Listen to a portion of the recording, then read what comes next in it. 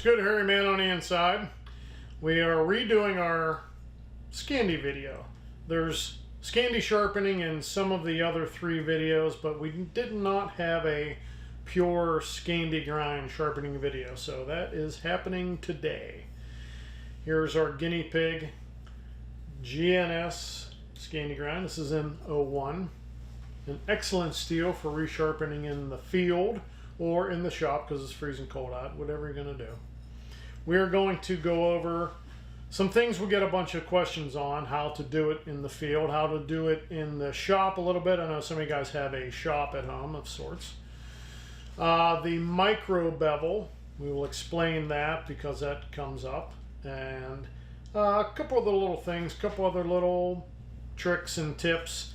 Now, everything I'm going to tell you in this video, take with a grain of salt. Your mileage may vary. Everybody and their brother sharpens their knives. This is just some of the things we have learned over the years and has worked well for us. So we're going to use this, similar to other videos. We're going to use this. We're going to use this. And we're going to use this. Stay tuned.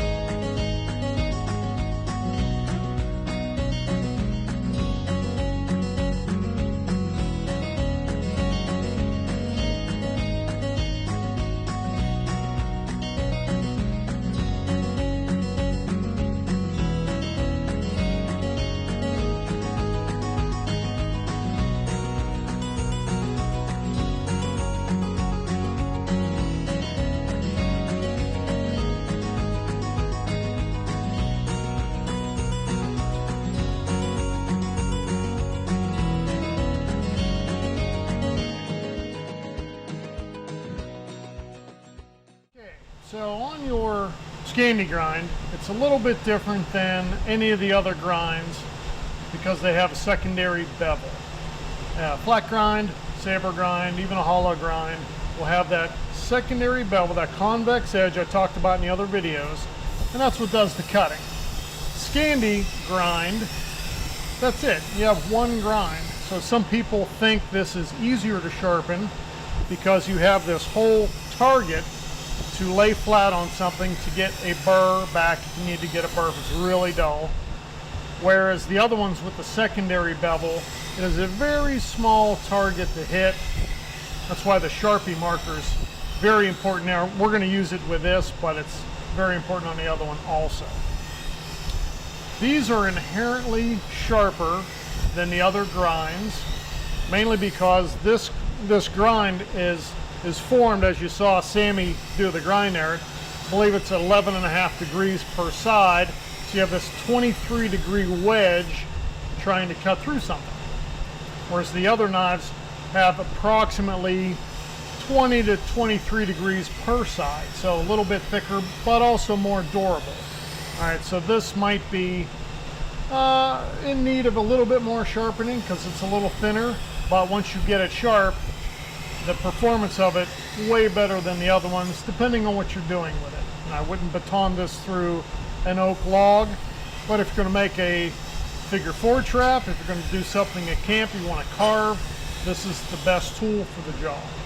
So first tool to keep in your toolbox is a Sharpie, because when you're going to go to resharpen, especially if you haven't done this very much with a Scandi, this, just like the other grinds, will be your little tattletale to tell you where you are hitting, where you are missing. Usually people miss somewhere around the tip, because I'm going to show you in a second, but we're going to strop it like this. You don't want to do this and make a butter knife and make it worse, but you want to be able to hit the whole thing from plunge area to the tip. All right. This knife is still fairly sharp, but anything could always use a little touch-up. So the best thing to do is to keep it in shape with usually some kind of leather strop, something like this. It's a brand new one, of course, out of the package here. This one is designed to either, you can, with this big D-ring, you can attach it to a tree. If you're camping, you can attach it to a vise. If you're in the shop, you can do a bunch with this thing, and it gives you way more surface area, of course, to work with. So let's check this out.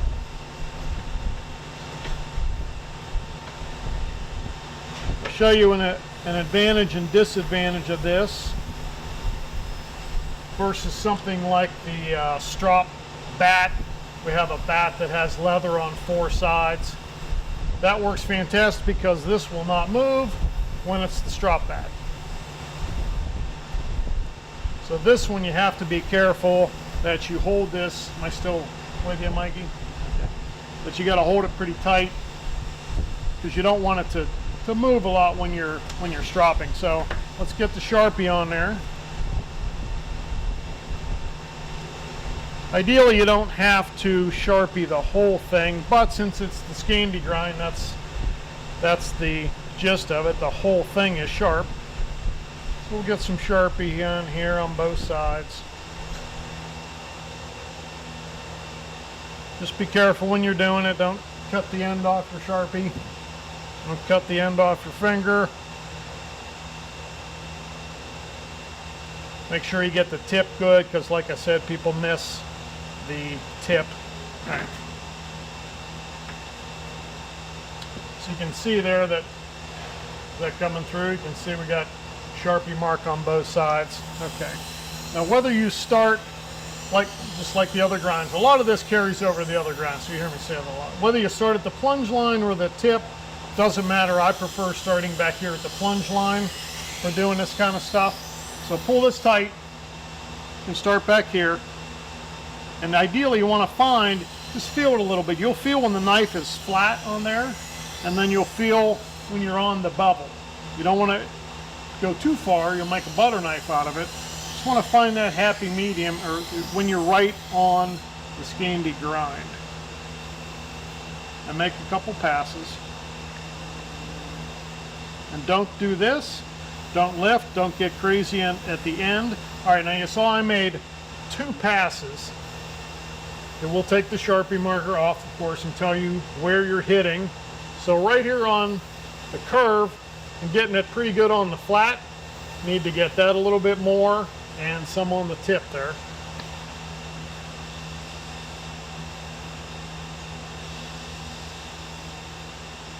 It's a slow process, but it's worth it on a Scandi because you can get that really, really, really fine edge. Getting there on that one, that's looking pretty good. Let's flip over to the other side. Just like when you're buffing at home, maybe on a machine, do not buff edge up, do not cut into the leather. Obviously, you see what I'm doing. I'm stropping away from me on that side. Toward me, let's find that bevel. Toward me on this side.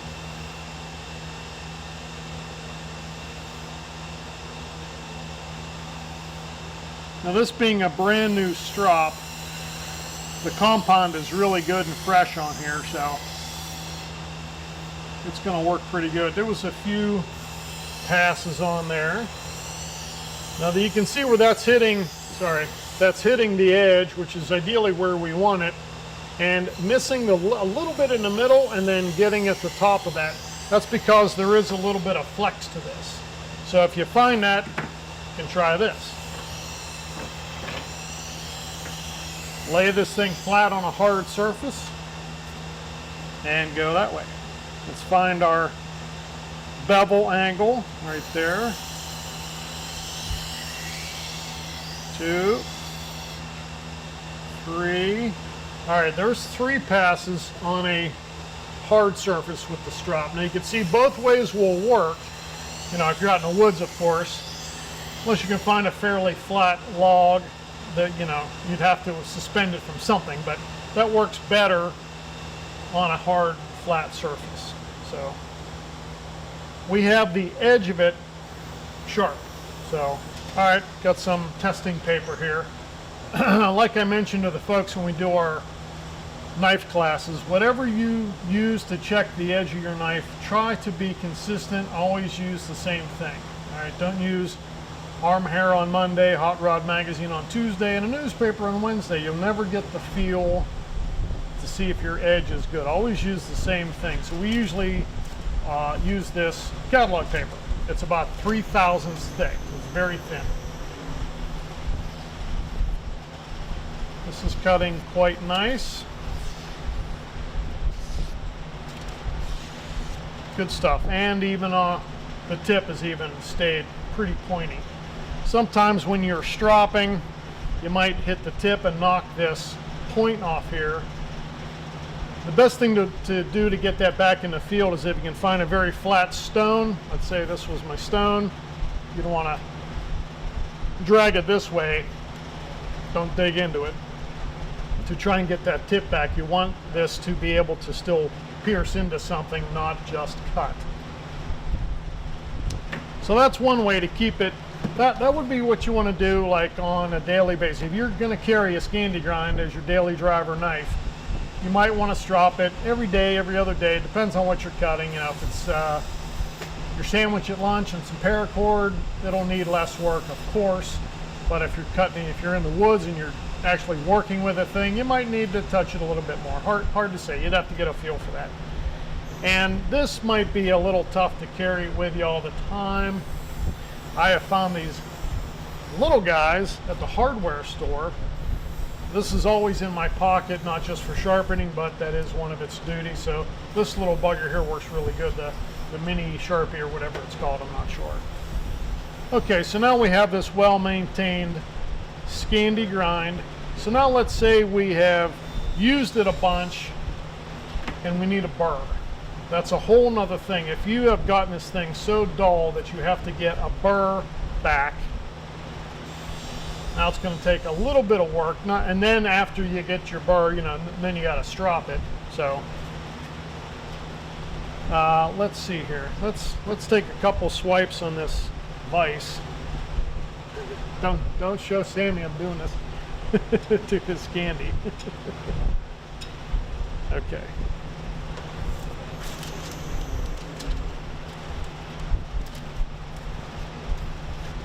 All right, that was sufficient. And you might look at that and say, boy, that wasn't much, and now that knife is completely useless. You could still do some things with this in the field. Don't worry about that. But like I said, the Scandi grind is very thin. It's more fragile than a standard grind. That's why other grind, you know, horses for courses, other grinds and sharpened edges are better for other things. So, Sharpie marker. This next little maneuver is going to be on the bottom of the coffee cup. So I know that this knife is dull. So I'm going to paint the edge pretty good, and I'll go up into the Scandi grind a little bit. Don't forget that if you are in the field, let's say, and you're camping and you want your knife sharp again, you know, there are certain levels of sharp. And do not expect any Scandi grind knife to be as polished or nice as it was the day you got it, because as soon as you start sharpening it and touching it on a stone, it's going to get scratched. So just know that ahead of time. It's not going to be as pretty.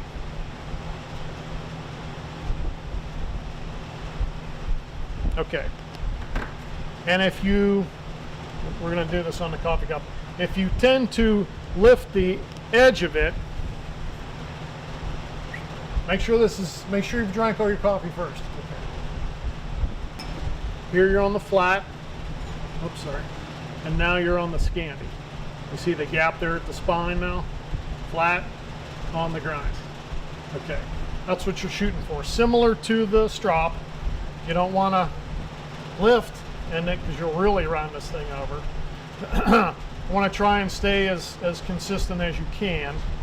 And now when you're, pretend this is your coarse medium. So it's a stone, it's the coffee cup, it's the top of the truck window, it's whatever is going to get your burr back. Now, unlike stropping, now you do want to attack the edge, let's say. So you do want to cut into it. You're going to remove a little bit of metal, very little, but that's how you get the burr. So there's my Scandi.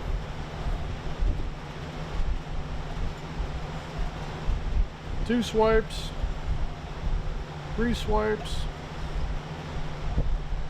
Okay, there's 4 swipes on the coffee cup. You notice I didn't go the whole way. It's starting to take the Sharpie marker off here. Usually I do this with a regular grind, not too much with a Scandi, but you can see I've missed it a little bit. But the edge, can you zoom in on that, or can you see it good? The very edge, the Sharpie is removed. All right, you see that? Okay. So again, if you're sharpening this in the field, it's different than the shop, your home shop. If you send the knife in, we're looking for a usable edge. So if you've missed a little bit, that's okay. Once you get back home from the woods, send the thing back in and we can, fix it up or something like that. But ideally, you just want to get that edge back. You don't want to put a secondary bevel on it with this coffee cup. You want to try and keep it as flat to that grind as possible. And in one of the other videos, I also mentioned if this is some sort of survival situation, or this is the real deal, like I have to have a sharp knife, my life could seriously depend on this, do not worry about keeping the knife even. Sharpen and get a burr on one side and then strop it. You don't need it to be pretty, you don't need it to be symmetrical. Who cares? Fix it later after you back home with a hot cup of coffee. So we can do the same thing here. I'm gonna hit both sides just to show you, but just keep that in mind.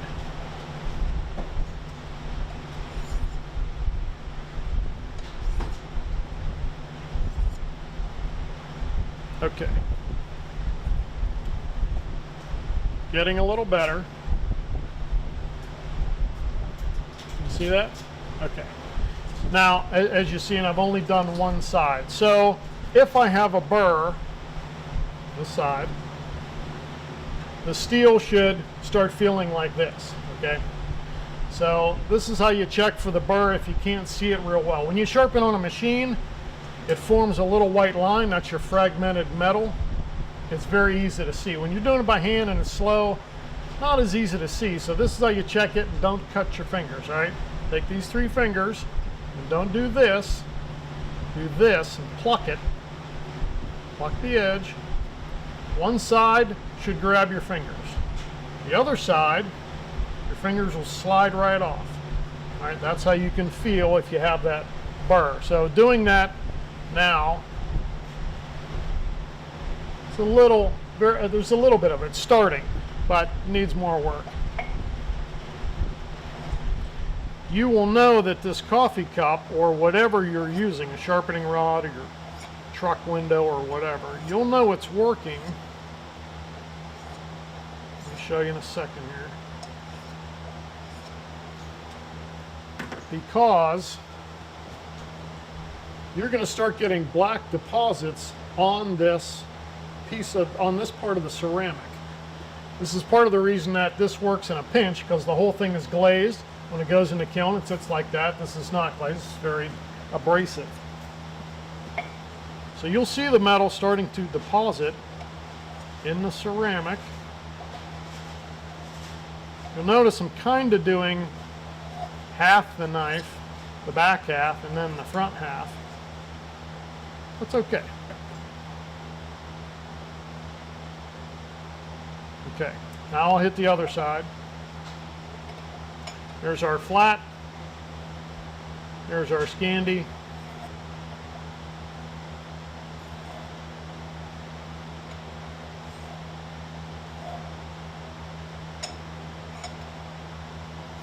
This will take a little practice. Now, if you're doing this, let's say with a ceramic rod, can hold the knife and move the rod, and you'll be able to adjust it as you do it. You know, here's my rod. You can feel that on the Scandi grind and draw that on there. Take it away. However you're going to get your burr, you'll see it, but you're not going to move the knife. You're going to move the abrasive piece.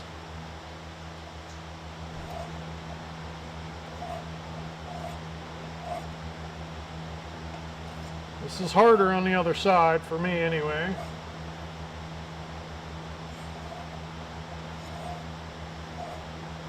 But I'm not getting as much of the flat, but I am getting the edge. Still check it. Make sure you're trying your best to hit the flat portion.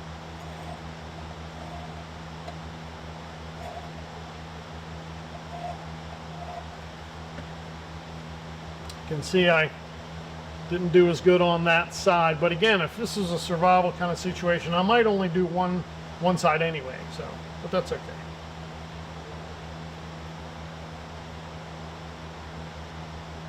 This is starting to get a little bit of a burr to it.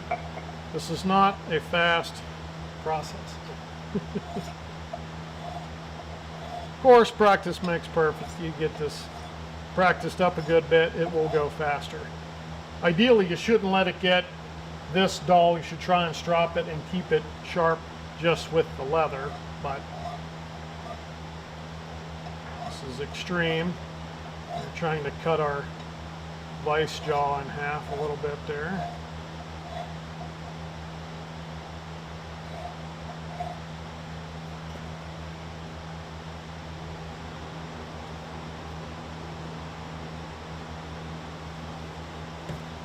See what we got.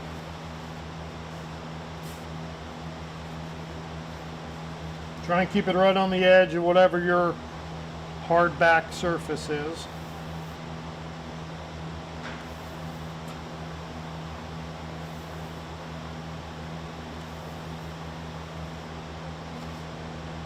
Okay. I know I'm doing good with the strop because I've cleaned all the Sharpie off of there. Find your flat, find your Scandi edge, go from there.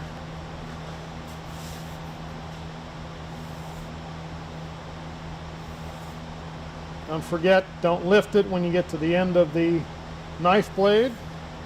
Just go and stop, lift it straight up.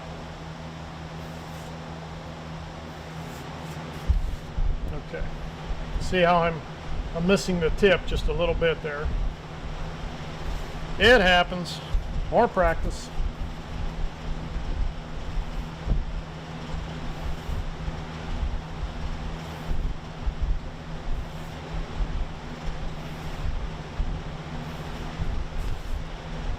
Okay. Looks pretty good. But to be a serviceable edge, this might not cut paper like it, oh okay, I take that back. It might not cut paper like it did when it was brand new or I only stropped it, but this would be, after what we did here, more than serviceable in the field, cutting wood, tent stake, a weapon, whatever you might have to do with it. So now we can stop here. You can continue stropping, and you can strop it for an hour. As long as you don't lift it and make it worse, you can strop it till it will split frog hairs. I mean, you got an hour before the helicopter comes and gets you. Keep stropping your knife, you never know what happens. Make sure that the tip is still good. This one is.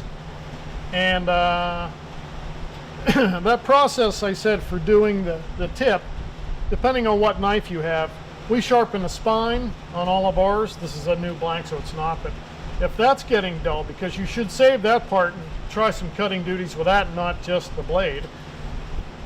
Run the whole thing on a flat rock and get that 90-degree sharpness back on the spine too, because that makes a fantastic tool to scrape down a piece of dead wood to help you get a little tinder bundle. Try and use the spine if it's a sharpened spine, and save the blade for things you really need to use the cutting blade for. That's all. Now we are going to simulate you sharpening your Scandi with a stone you know, flat stone. I don't have a stone here, but I do have this handy dandy little machine with this is like my moving stone with this belt on there. It's a worn out 120 grit. It has a platen. Can you see that hard platen on there? Okay. Flexi portion. Okay, platen. Now, not that you have this at home, but you probably do have a sharpening stone. Number one, make sure the stone isn't from 1952 and it's your grandfather's and it goes like this, because he only used a portion. Make sure it is flat, right? If you are dabbling in the Japanese water stone sharpening, they probably will be flat. They'll be new, and follow all those steps. You know, pre-soak them, work through your grits, all that happy stuff. We're just going to use one grit here. I'll get my burr after I repair the edge, and then we'll step through and buff it. Same as stropping.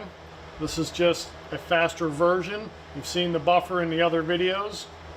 I'm going to show you how to do it. So let's say you're out in the field, you got your Sharpie, and you dropped it. Or you were skinning something, you hit a bone. You let your buddy use it, and he did this. Pains me to do that, but so you can probably see that's not a chip out of it, but that's definitely not cutting paper, and that's a, I don't think you'd pick that up, but it is flat now on that portion. Can you see that at all? It might be a little hard to see. Maybe ding. Okay, maybe if we do that for you. Now, it's for sure. It will still cut here and here. This portion here ain't gonna be worth crap. Okay, so I got the machine slowed down pretty good. I don't need to go fast. And this machine comes around this way, as you can see, so I'm gonna lay the edge on here like this. But before I do that, similar to the strop when you're or the coffee cup, you want to find your flat. And then, now here's your bevel. Here's your Scandi grind. So kind of your flat and the grind. So kind of get that little muscle memory there in your head a few times. To the plunge line, to the tip.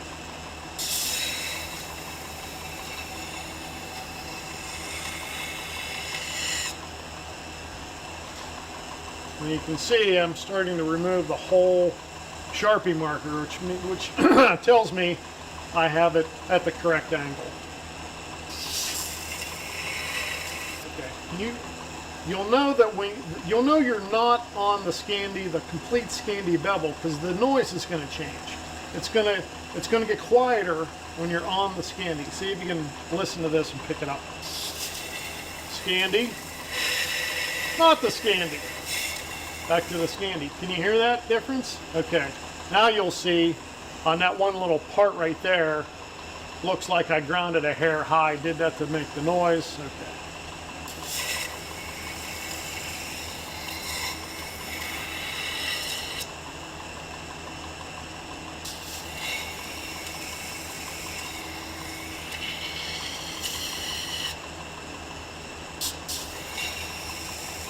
Same as working on your stone.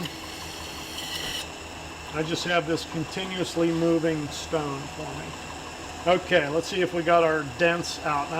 Again, this is so tiny, I don't know if you'll be able to see it, but right in this region here,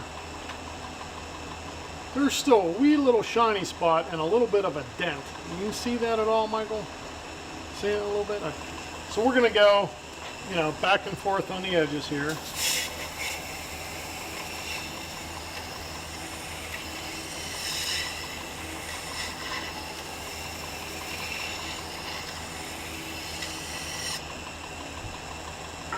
Okay. almost out of there.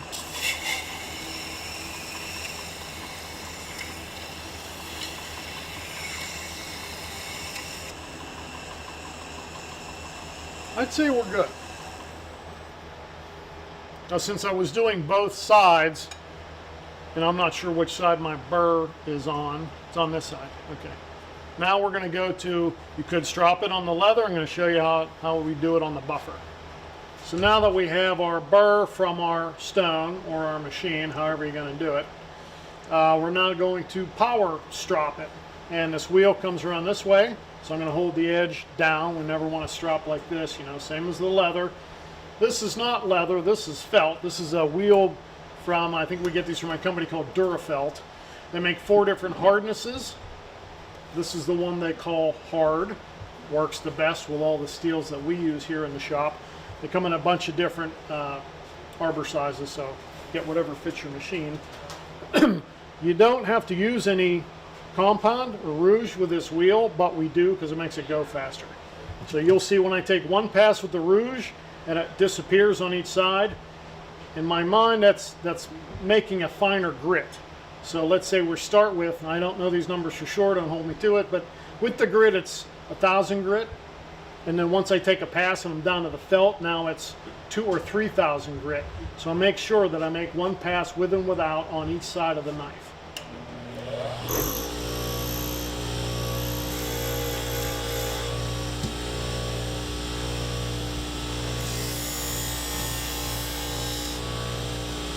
See how some of that is missing. Now the other side.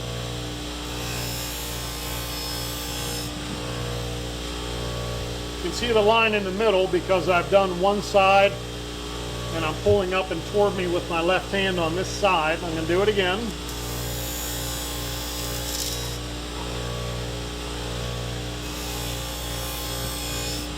Okay. All right, now we also have this other wheel on the side of our buffer, and you can see it is a non-sewn floppy cotton buffing wheel. This is the same thing we use to polish handles. We put the rouge compound on and polish a handle.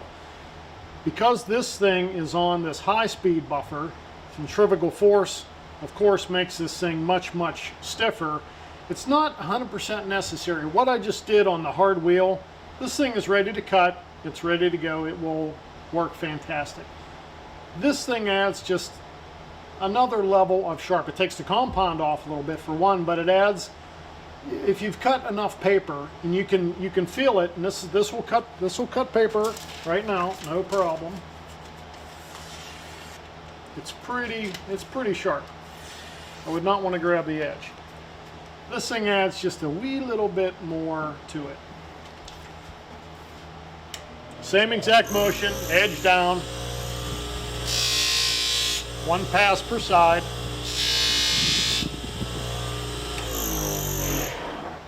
Okay.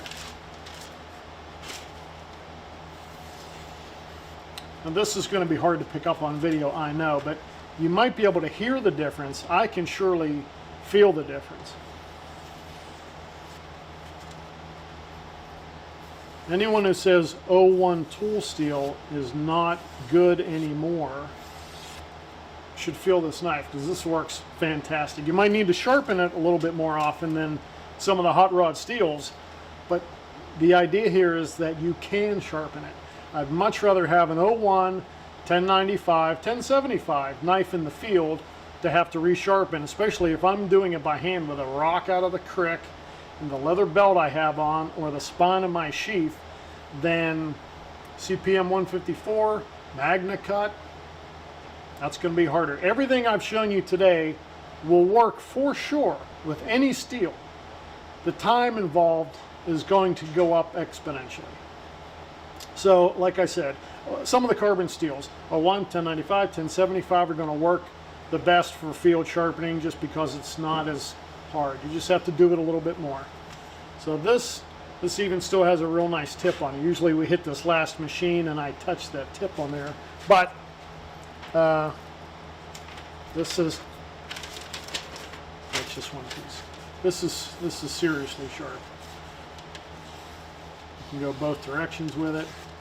You can get these results with some practice, all by hand. Now you saw how fast the grinder was going. Not very, but I was taking metal off. You saw the dust on there. I was getting a nice burr and moving it side to side. That's also important. So if you're using a stone, again, the Sharpie marker will help. Paint that one side. Just work with one side till you have removed all of the Sharpie, and you can feel that burr. You know, don't forget 3 fingers.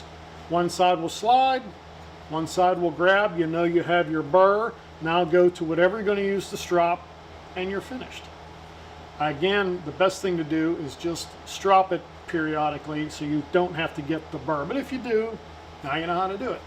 Okay, I hope that has answered some questions. Oh wait, I'm sorry, one more thing. The micro bevel. It's on the website. We list that. That is what we do to all of our Scandi grinds. That's done with this, all right? It's not done with a belt. When I strop this thing with this power stropper, and I'm pressing pretty hard, especially on some of the hot rod steels that we sell there at Scandi's, got to make more passes, press a little harder. This is all I'm doing. There's no other belt involved. So I'm taking that ground to 0 Scandi and putting an ever so slight bevel on it purely with the machine. That's it. There's no other magic to it. Is there a reason we do it? For sure. It makes for a more durable edge. Can you emulate that at home with a leather strop? Maybe. Maybe. But if you ground to 0 on your stone and then strop it like any old other Scandi grind in the whole world, you'll be fine. It's just something we add when you buy a brand new knife off of us. You open the box Christmas morning. It's going to be as sharp and as durable as it can be right from the factory. So you strop yours for a while. You go work with it in the field. And you know what? Once a year, send it into the shop. We'll give it a spa treatment. It's very inexpensive. I will re-sharpen it if it's really screwed up. We'll have Sammy regrind it, and then I'll do all this to it. It'll be like new. There's one more thing I can tell you. No matter how fancy of a knife you might buy, let's say the scale material ends, and on a Scandi it's usually pretty close, maybe something like right there. As long as that very beginning of the grind isn't rusty, we can fix anything else. Like Sammy can get in there with a belt and grind it. I can obviously get to it with the machine. So don't worry about using that knife. It's what it's for. We've got a lifetime guarantee on these. We can repair it, have fun with it, use the crap out of it, sharpen it, send it back once a year. Okay, I hope I answered all your questions now. Scooter Man on the inside. See you later.